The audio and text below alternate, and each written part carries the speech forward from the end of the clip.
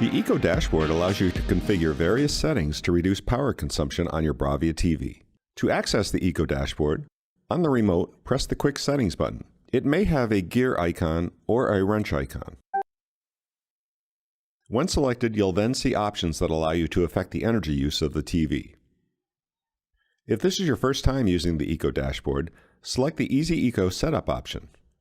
This will step you through all the available features and allow you to configure each as desired.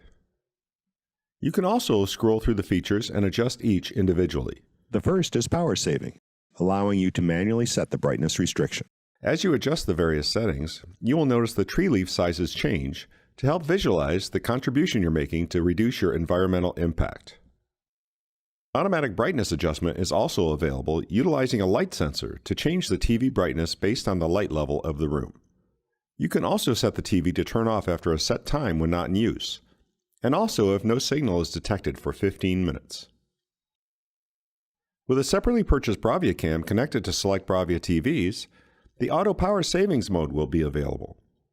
This feature will detect viewer movement in the room, and the screen can be automatically dimmed to minimize power consumption when there's no one in front of the TV.